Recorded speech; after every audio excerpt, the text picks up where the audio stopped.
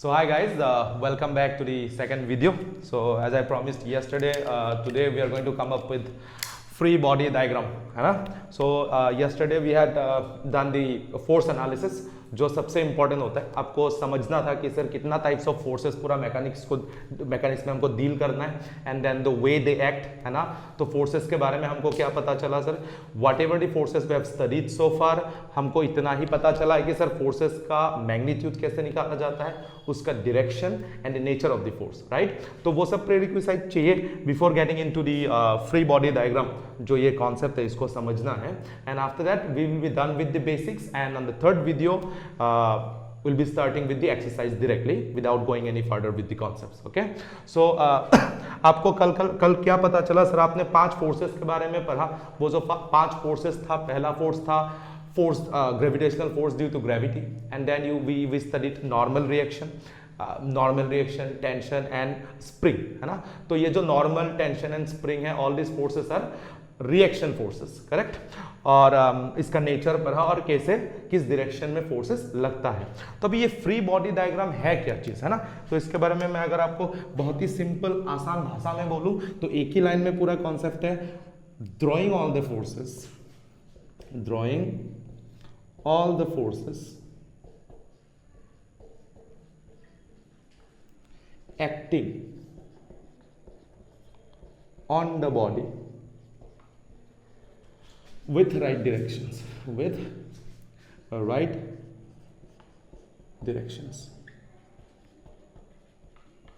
very important. यही पूरा line है. और अगर मैं एफबीडी के बारे में कुछ भी बोलूं तो इतना सा लाइन है, ये मेरा कॉन्सेप्ट है. तो what I am trying to do guys, जो भी बहुत ही कॉम्प्लेक्स प्रॉब्लम्स हो, कॉम्प्लेक्स कॉन्सेप्ट्स हो, बहुत ही बेसिक कॉन्सेप्ट्स हो, what I am trying to do, I am trying to मतलब compress everything to a single line concept. मतलब एक लाइन में पूरा कॉन्सेप्ट को कैसे डाला जाता है, क्योंकि आपको याद रखने में, समझने में बहुत ही आसान होता है चीजें, है ना. तो उसके लिए मैं बहुत ही अप्रोच क्या रखूंगा, फंडामेंटल रखूंगा, है ना. तो एफबीडी जब भी बोला जाता है, इसका शॉर्ट फॉर्म में इसको क्या बोला जाता है sir, FBD, free body diagram, है ना. तो मेरे लिए इतना सा है और आपके लिए भी इतना सा ही होना चाहिए. अगर मैं ऐसा बोलूं तो आपको समझने में बहुत आसान है. Drawing all the forces acting on the body with right directions, that's it. तो इसमें कोई कॉम्प्लेक्सिटी है नहीं. अभी एक बात है, इसमें ना एक बहुत ही इंपॉर्टेंट स्टेटमेंट है. We just have to draw. ये लिखना नहीं है, I'm just extending whatever the thought process that went behind this particular statement. तो we just have to draw the forces acting on the body,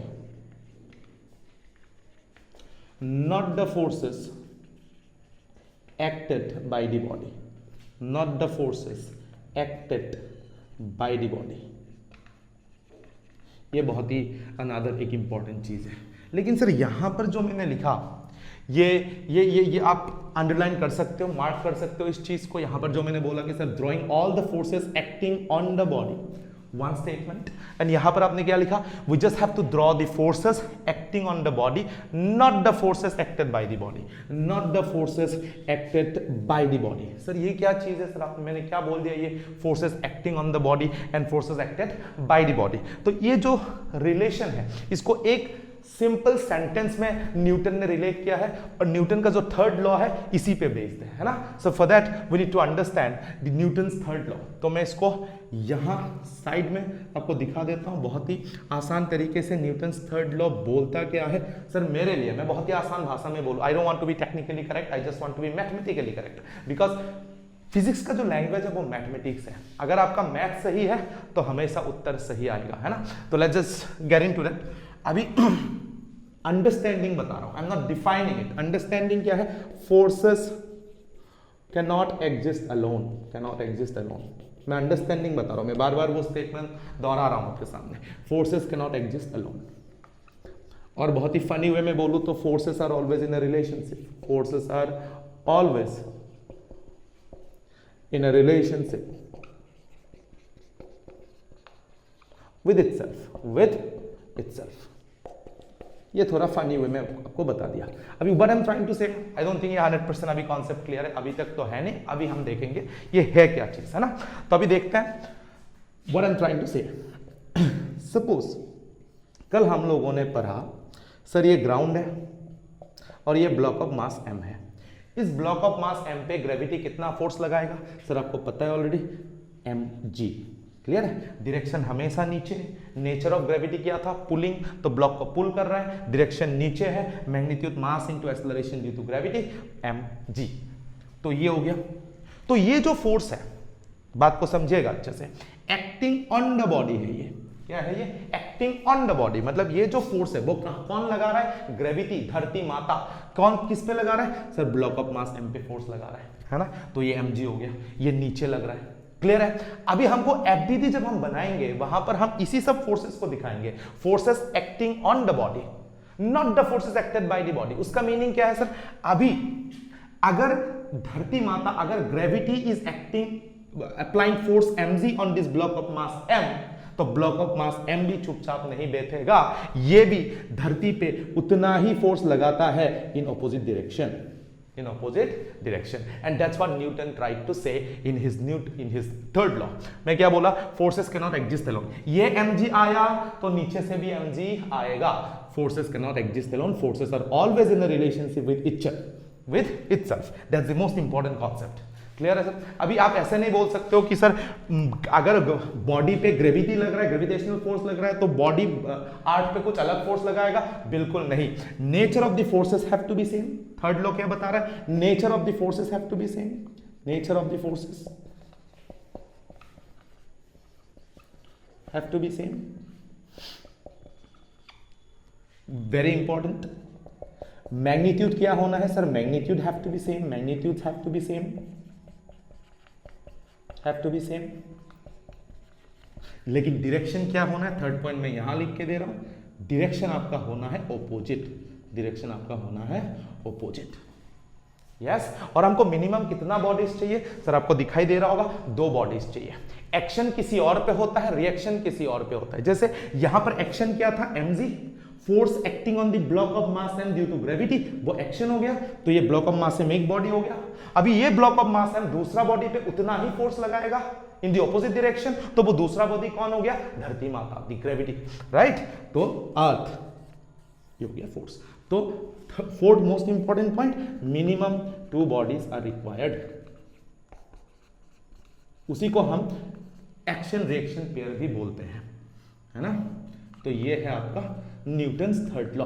अभी Newton's third law, before I go ahead with the free body diagram concept, मुझे आपको Newton's third law भी थोड़ा बता देना था in order for you to understand कि sir मैं एक्चुअल में करूंगा क्या और फ्री बॉडी डायग्राम कैसे किया जाएगा। अभी सर आपको ये तो पता चल रहा होगा, ये जो स्टेटमेंट था, we just have to draw the forces acting on the body, not the forces acted by the body। मतलब इस बॉडी पे लगने वाला फोर्सेस को ही हम ड्रॉ करेंगे FBD पे, वो फोर्स हम नहीं ड्रॉ करेंगे कि सर ये दूसरा बॉडी पे कितना फोर्स लगा रहा है। That is wrong concept. हमको FBD में वो फोर्सेस नहीं ड्रॉ करना है जो ये लगा रहा होगा। अगर मैं ब्लॉक ऑफ मास m का FBD ड्रॉ कर रहा हूं तो will be considering only the forces acting on the body. यहां पर कौन सा फोर्स बॉडी पे लग रहा है? ये mg वाला फोर्स, जो ग्रेविटी उस पे लगा रहा है। ये ग्रेविटी पे कितना फोर्स लगा रहा है? उतना ही फोर्स ऊपर की तरफ लगा रहा है, लेकिन it won't be part of FBD of this block. Yes, so that's the concept. So that's what I wanted you people to realize, है ना? Now we'll go ahead with some simple illustrations because after the force analysis is done, आपको already पता है normal कैसे लगता है, tension कैसे लगता है, स्प्रिंग फोर्स कैसे लगता है, ग्रेविटेशनल फोर्स कैसे लगता है। You have all the basics cleared, right? So we'll just go ahead with very simple illustrations। मैं इस पे उतना complex problem लूंगा ही नहीं, but your basics should be completely cleared। अभी आपका complexity कहाँ शुरू होगा? हम लोग शुरू करेंगे exercises पे, बहुत ही बेसिक लेवल से लेकर बहुत ही एडवांस लेवल फिजिक्स तक हम जाएंगे, right? But these are fundamental concepts that you must be aware of. Okay, so let's start with some illustrations now. So yeah, guys, so I have taken up these 4 simple examples, है ना? Let's start with this and then we'll solve quite a few average level problems of FBD, है ना? तो यहाँ देखते हैं, example 1 से देखते हैं, है ना? M1 and M2। अभी सर FBD ऐसा सिस्टम का नहीं बनाया जाता है। FBD किसका बनाया जाता है? बहुत ही बेसिक लेवल पे, सिर्फ एक पर्टिकुलर पॉइंट मास का, है ना? तो यहां पर जैसे M1, अभी मैं बोलूं कि सर अगर आपको पूछो M1 का FBD बनाइए, तो मैं कैसे बनाऊंगा? FBD, I will draw FBD M1। तो आपको पता है दुनिया का कोई भी बॉडी हो उस सब पे सबसे पहले धरती माता का प्यार तो रहता ही रहता है, तो हमेशा mg m1 पे लगेगा ही लगेगा। तो if I am drawing the FBD of m1, what does that mean? Well I have to draw the forces acting on m1, not the forces acted by m1, right? तो m1 पे क्या क्या force लग रहा है उसको देखते हैं, है ना। तो m1 को नीचे की तरफ ग्रेविटी पुल कर रही होगी, ये बिल्कुल, तो m1g नीचे, करेक्ट, ओके। अब ये एक्शन है m1 पे, है ना, तो this block of mass m2 will react. तो ये ब्लॉक ऑफ मास, अभी देखो ये कॉन्टेक्ट सरफेस आपको दिखाई दे रहा होगा, ये कॉन्टेक्ट सरफेस है, बाहर से एक फोर्स था m1g, क्लियर है। तो this m2 will now start reacting because there was an action, external action m1g। तो अभी m2 इस पे रिएक्ट करेगा। m2 कैसे रिएक्ट करता है? अभी ये जो कॉन्टेक्ट सरफेस है, कॉन्टेक्ट सरफेस पे कौन सा फोर्स लगता था? नॉर्मल फोर्स, नॉर्मल फोर्स मतलब 90 degree to the contact surface. तो कॉन्टेक्ट सरफेस कैसा है सर? ऐसा। तो नॉर्मल कैसा लगेगा? ऐसा, क्लियर है। बिकॉज नॉर्मल क्या करता है? Pushing force. मैं अभी क्या आपको पूछ रहा हूं सर, ये m2 m1 पे कैसा नॉर्मल लगाएगा? हमेशा नॉर्मल का नेचर क्या होता था? पुशिंग। मतलब m2 अगर m1 पे नॉर्मल लगाएगा तो m2 m1 को क्या करेगा? पुश करेगा perpendicular to the contact surface. तो ये कॉन्टेक्ट सरफेस था, तो m2 विल पुश m1, तो ये होगा आपका हो गया n, क्लियर है। तो अगर मैं m1 का FBD बोलूं तो this is my FBD, free body diagram of mass m1। Horizontal पे कोई फोर्स नहीं लग रहा है, तो हॉरिजॉन्टल में कोई ड्राइंग नहीं है, लेकिन वर्टिकली फोर्सेस लग रहा है, m1g नीचे, नॉर्मल ऊपर, क्लियर है। तो ये आपका m1 का FBD, यस। तो you can, while I am lecturing, if needed you can take screenshot also, right? So I'll just take 1 or 2 seconds of break. You can just pause the video and you can take screenshots, right? Otherwise I'll just rub it because I have to go for the second block. हाँ, अभी देखो ये आपका m1 का था, अभी हम बनाएंगे m2 का FBD, है ना। देखते हैं क्या हो रहा है। अभी देखिए m2 किसके साथ कांटेक्ट में है? ग्राउंड के साथ। m2 किसके साथ कांटेक्ट में है? ग्राउंड के साथ कांटेक्ट में है। तो क्या धरती माता m2 पे प्यार देगा? यस, बिल्कुल। तो m2g नीचे, अभी देखो बाहर से एक्सटर्नल फोर्स आ गया, in the direction of ground, तो ग्राउंड रिएक्ट कर देगा। What ground will do? Ground m2 पे कैसे फोर्स लगाएगा? नॉर्मल फोर्स लगाएगा। अभी नॉर्मल कैसा लगता है सर? पुशिंग, मतलब ग्राउंड m2 को क्या करेगा? पुश करेगा perpendicular to the contact surface in this direction. इसको n दे दिया तो इसको n डैश दे देते हैं, यस, इतना सा। लेकिन हमको पता है कि सर ऊपर भी ये m2 m1 के साथ कांटेक्ट में था, m2 m1 के साथ कांटेक्ट में था। अभी न्यूटन्स थर्ड लॉ, अभी हमने पढ़ा, न्यूटन्स थर्ड लॉ हमको क्या बताता है सर? अगर ऊपर वाला ब्लॉक नीचे वाला ब्लॉक को अगर ऊपर वाला ब्लॉक को नॉर्मल लगा रहा है तो ऊपर वाला ब्लॉक भी नीचे वाला ब्लॉक पे नॉर्मल लगाएगा। कितना? उतना ही जितना ये लगाया था। कॉन्सेप्ट क्या है? मिनिमम दो बॉडीज चाहिए हमको। दो बॉडीज क्या क्या है? m1 एंड m2, है ना। Magnitude of forces have to be equal. हाँ सर इक्वल है, ये नॉर्मल जितना, ये भी नॉर्मल उतना ही, yes. And then direction opposite होना है। ये ऊपर पुश कर रहा था तो ये नीचे पुश करेगा। That is what Newton's third law is all about. तो using Newton's third law हमको क्या पता चला सर? नीचे वाला ब्लॉक अगर उसको एक्ट कर रहा था तो m1 भी क्या करेगा सर? रिएक्ट करेगा with the same amount of force।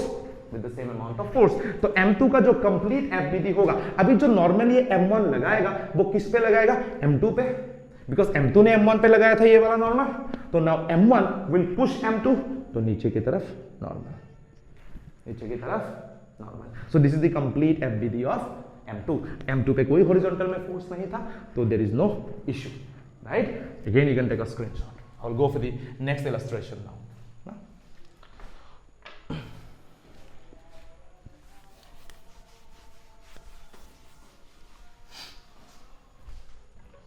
अभी आप यहां पर देख सकते हो एग्जांपल 2 पे m1 और m2 को अगर मैं देखूं, m1 and m2, now if I look at m1, अभी मैं अगर आपको पूछूं सर m1 का FBD बनाओ, है ना। m1 का FBD बनाने का मीनिंग क्या? What is the meaning of that question? कि draw all the forces acting on m1, अभी m1 पे देखते हैं क्या क्या फोर्सेस लग रहा है। ये ग्राउंड के साथ कांटेक्ट में है, धरती माता प्यार देगी, बिल्कुल देगी, m1g नीचे। बाहर से एक्शन है तो ग्राउंड रिएक्ट करेगा, यस ग्राउंड रिएक्ट करेगा। What is the nature? Pushing. Contact में है तो ग्राउंड इस पे नॉर्मल से पुश कर देगा। बिल्कुल सही, बिल्कुल सही। अभी M1 और M2, अभी देखिए सर, अभी आपने कल बताया था मैंने इसको इसके बारे में कि सर यहां पर कांटेक्ट तो है M1 और M2 के बीच, but there won't be any normal acting between M1 and M2। क्यों? क्योंकि सर हॉरिजॉन्टल डायरेक्शन में there was no action, there was no action, externally system पे कोई फोर्स नहीं लग रहा है, तो सर रिएक्शन भी कभी आएगा ही नहीं, राइट। बट वर्टिकल डायरेक्शन में अगर आप देखोगे M1 पे M1G लग रहा है, M2 पे M2G लग रहा है, तो definitely there will be reaction. और रिएक्शन किस टर्म में आता है, किस फॉर्म में आता है? In the form of normal reaction, in the form of tension, in the form of spring, है ना। तो यहां पर कोई स्प्रिंग और स्प्रिंग कनेक्टेड नहीं है, सिर्फ सरफेसेस कांटेक्ट में है, तो यहां पर रिएक्शन कौन दे रहा है? Ground, that is normal reaction. Am I clear? Hopefully I am, and we'll go for the M2 वाला ब्लॉक। अगर आपको पूछे सर M2 का FBD बनाइए, एकदम सिमिलर होगा, सिमिलर होगा, जस्ट M1 के जगह क्या आ जाएगा? M2G आ जाएगा। अगेन ग्राउंड रिएक्ट करेगा, नॉर्मल ऊपर लगाएगा, है ना, नॉर्मल ऊपर लगाएगा। अभी बात ऐसा है कि सर M1 पे धरती माता अगर प्यार दे रही है M1 को, तो M1 को भी देना चाहिए। बिल्कुल दे रहा ही है, एक्शन रिएक्शन पेयर, यही तो न्यूटन थर्ड लॉ समझा रहा था। लेकिन हमको क्या ड्रॉ करना था? FBD, FBD। तो FBD ऑफ अ ब्लॉक पे हम लोग सिर्फ वो फोर्सेस ड्रॉ करते हैं जो बॉडी पे लगता है, नॉट द फोर्सेस एक्टेड, मतलब बॉडी जो फोर्सेस लगाता है दूसरों पे उसको ड्रॉ नहीं करना होता है। ओके, दैट्स इट, क्लियर है। तो लेट्स गो फॉर दिस एकदम सिमिलर एग्जांपल, लेकिन थोड़ा सा अलग। थोड़ा सा अलग किस लिए? अभी मैंने हॉरिजॉन्टल डायरेक्शन पे एक्शन डाल दिया, हॉरिजॉन्टल डायरेक्शन पे मैंने एक एक्शन डाल दिया। अभी ये कैसा है देखिए, अभी if I draw this, I just rub this part, मैं ऊपर दिखा देता हूं इस चीज को, so that we can save this space in between, right. So let's go for it. देखिए अभी यहां पर मैंने लगाया फोर्स F, ये M1 और ये M2। अभी मैं अगर आपको पूछूं कि सर M1 और M2 का FBD बनाइए, बिल्कुल वेरी इजी, वेरी इजी। अभी आपको ऑलरेडी पता है वर्टिकल डायरेक्शन में ऊपर वाला, यस, धरती माता का प्यार, नीचे बाहर से एक्शन था तो रिएक्ट कर गया, ग्राउंड भी इस पे नॉर्मल लगा रहा होगा, यस, नॉर्मल लगा रहा होगा ग्राउंड इस पे, कॉन्टेक्ट सरफेस है, क्लियर है। और इन दिस केस, इस बार मैंने इंटेंशनली हॉरिजॉन्टल डायरेक्शन पे एक फोर्स रख दिया, मतलब हॉरिजॉन्टल डायरेक्शन में इस बार मैंने बाहर से एक एक्शन रख दिया, मतलब अंदर से रिएक्शन आना ही चाहिए, बिल्कुल आएगा। देखिए अभी ये कॉन्टेक्ट सरफेस अनादर है, this is another contact surface, this is another contact surface, है ना। तो बाहर से एक्शन है तो इन दोनों के बीच भी अभी रिएक्शन आएगा। जैसे मैं अगर इधर खड़ा हो गया, इधर कोई खड़ा रहता है, उधर से मेरे को कोई फोर्स पुश करेगा तो will move in this direction, clear है। मतलब there has to be some reaction in between, clear है। उस रिएक्शन का नाम क्या है? Normal reaction. मतलब सर M1 और M2 पे जो भी रिएक्शन आएगा वो नॉर्मल के फॉर्म में आएगा। अभी मैं किसका FBD बना रहा हूं? M1 का FBD बना रहा हूं, तो मुझे वो नॉर्मल ड्रॉ करना है जो M1 पे लगेगा, because in FBD I have to include only the forces acting on the body. तो मतलब सर M2 M1 पे नॉर्मल लगाएगा होगा, बिल्कुल लगाएगा। कैसा है नेचर ऑफ नॉर्मल? क्या होता है? पुशिंग, मतलब M2 will be pushing M1। अगर ये मुझे पुश करना है तो किस डायरेक्शन में पुश करेगा? इधर, इधर, राइट। तो इन this direction it will push, मतलब M1 पे इधर एक नॉर्मल लगेगा, इसको बोल दिया मैंने M dash. Yes, I hope you have understood this part, है ना। अभी जैसे ही एक्शन था तो रिएक्शन आ गया, and then will go for M2।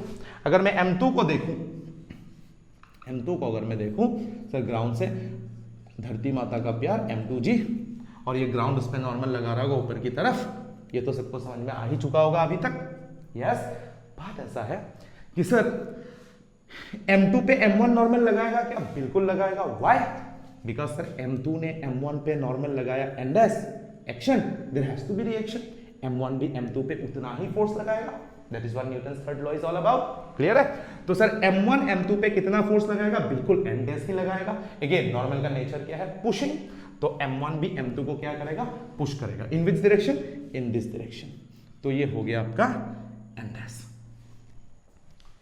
So these are the FBD of these two simple illustrations that we have just now, है ना। I hope you are understanding everything that is being explained here. Okay, बहुत ही simple illustrations है, बहुत ही basic level पे चीजों को explain किया जा रहा है. Hopefully you are getting it, and we'll go for the last illustration, है ना। देखिए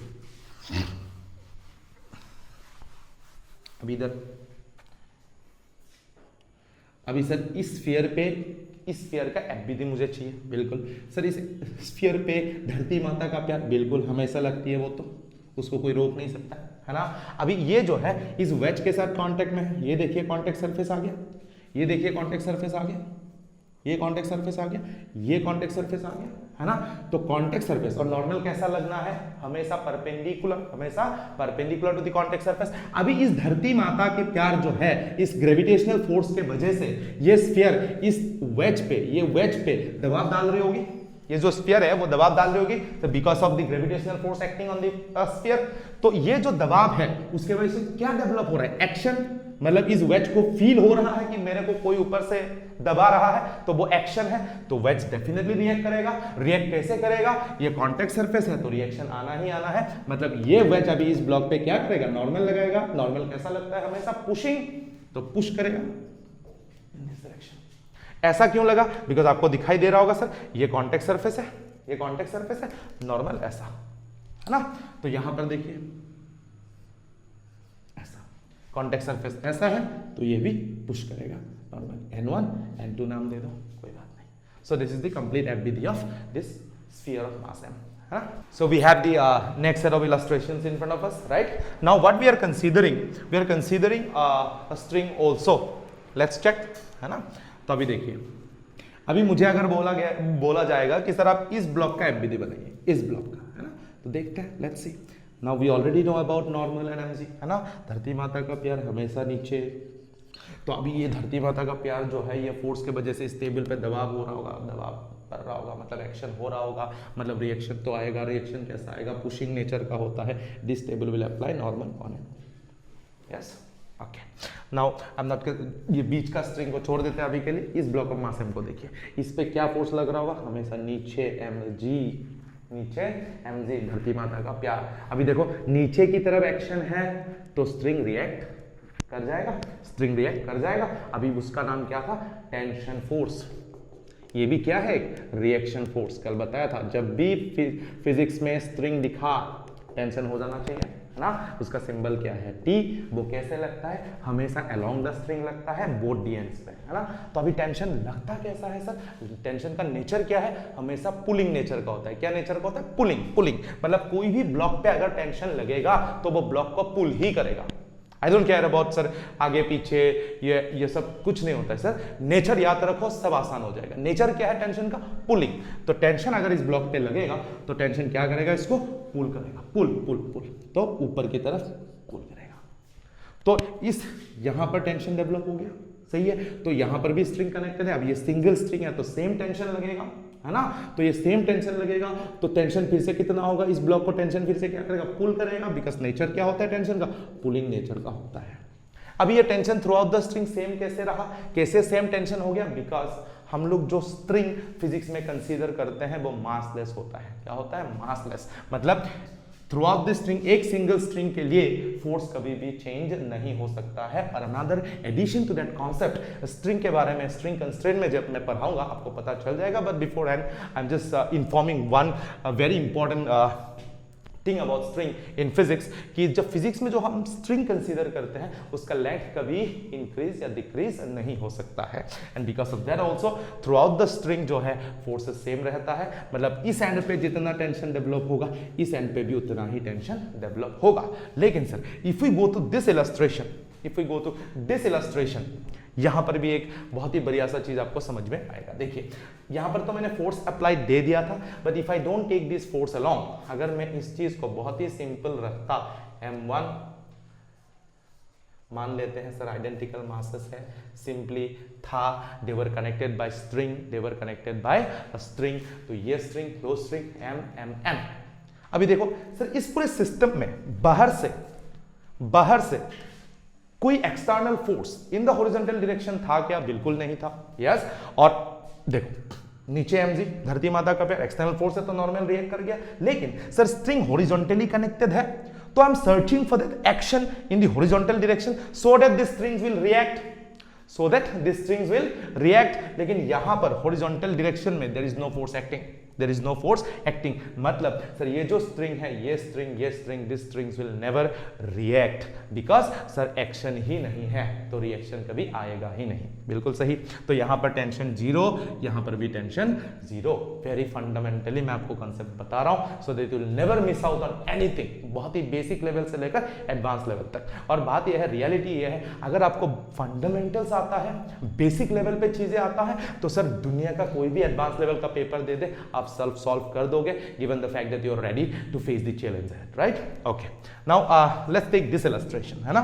तो यहां पर क्या हो रहा है ना सर, यहां पर बाहर से एक एक्शन है, हॉरिजॉन्टल डायरेक्शन में एक्शन है, एक्सटर्नल फोर्स है, मैंने लगाया तो यहां पर कौन एक्टिव हो गया सर? स्ट्रिंग्स एक्टिव हो गया। स्ट्रिंग्स को क्या पता चल रहा है, अरे मैं जिस ब्लॉक को खींच कर रखा, जिस ब्लॉक को मैंने बांध के रखा है, खींच कर रखा है, उसको सर ये कोई दूसरा बॉडी जो है फोर्स आके इसको खींच रहा है सर, खींच रहा है इन द हॉरिजॉन्टल डायरेक्शन। तो टेंशन बोल रहा है अभी मुझे जागने का समय आ गया है, I need to be active, I need to try and stop this block of mass M.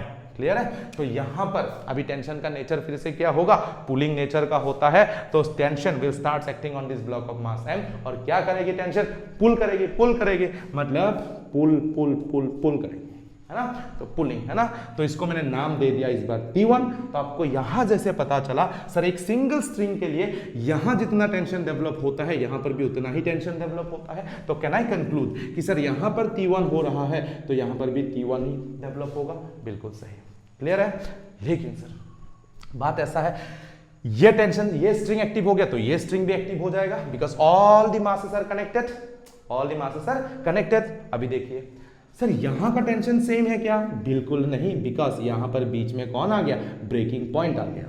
में ये ब्लॉक ऑफ मास m, और कभी कभी गांठ बांध दिया जाता है, नॉट बोलता है इंग्लिश में उसको। अगर नॉट भी आ जाएगा, बांध जो आएगा वो भी ब्रेकिंग पॉइंट होगा। जब भी स्ट्रिंग में ब्रेकिंग पॉइंट आ जाता है तो स्ट्रिंग का टेंशन का वैल्यू अलग हो जाता है ना? तो यहां पर ये स्ट्रिंग अलग है और ये स्ट्रिंग अलग है, सिंगल स्ट्रिंग नहीं है, बिकॉज बीच में कौन आ गया सर? एक ब्लॉक ऑफ मास m आ गया, जिसको हम ब्रेकिंग पॉइंट बोलते हैं, है ना? Breaking point. तो अगर ये स्ट्रिंग यहां से लेकर यहां तक ये ब्लॉक ना होता तो ये सिंगल स्ट्रिंग होता, तो यहां पर T1 डेवलप हो रहा था तो इस एंड पे भी T1 ही डेवलप होता, बिकॉज ये सिंगल स्ट्रिंग होता। क्योंकि यहां पर एक बीच में एक नया ब्लॉक ऑफ मास m आ गया, जिसको मैं बोलता हूं ब्रेकिंग पॉइंट। ब्रेकिंग पॉइंट आने की वजह से यहां पर टेंशन अलग होगा, मतलब यहां पर T2, यहां पर T2, T1, T2।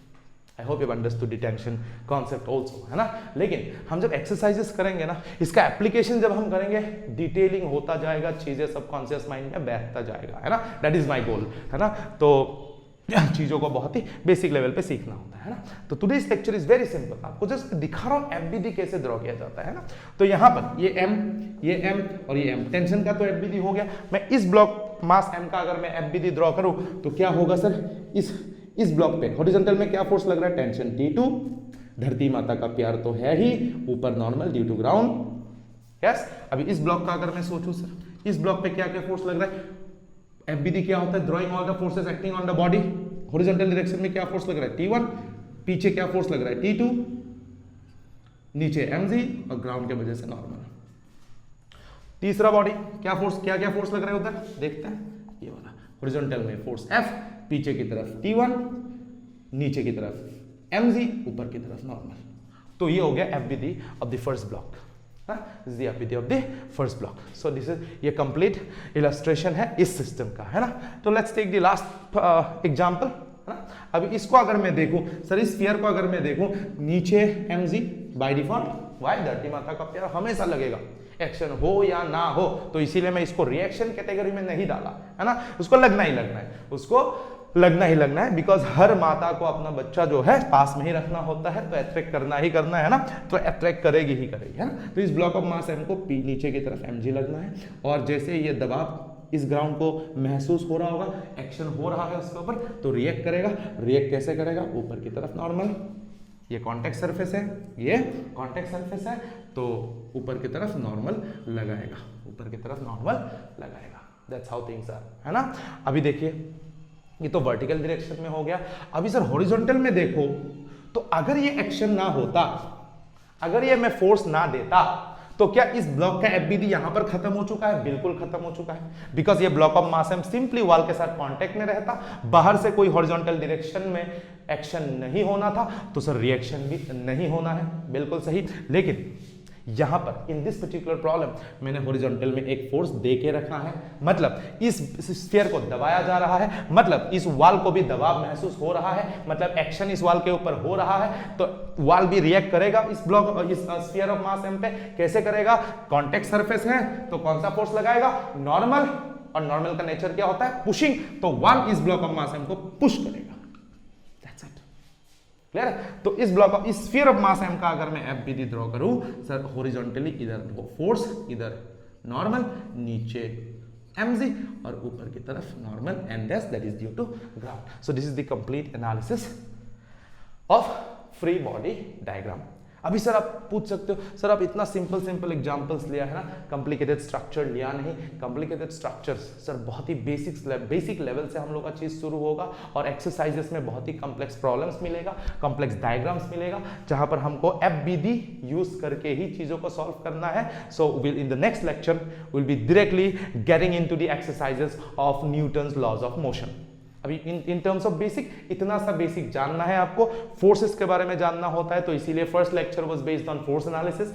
Free body diagram आना चाहिए आपको ड्रॉ करना, तो second lecture was based on free body diagram. तो इतना प्रीरिक्विजिट इनफ होता है to solve the exercises of Newton's laws of motion. अभी जैसे ही मैं प्रॉब्लम्स को करता जाऊंगा, एचसी वर्मा हो या जो भी पब्लिकेशन हो सर, जैसे ही हम करते जाएंगे वहां पर मैं आपको कॉन्सेप्ट एक्सप्लेन करता जाऊंगा, आपको देख के भी मजा आएगा, देख के कॉन्सेप्ट भी सीख रहे होंगे, और 100-150 प्रॉब्लम जो है आपका कोई भी चैप्टर का होता जाएगा, and it is the best mode of learning I believe if you're a very serious aspirant of IIT and medical colleges, right? Okay, so let's hope for the best, and we'll end the lecture here today.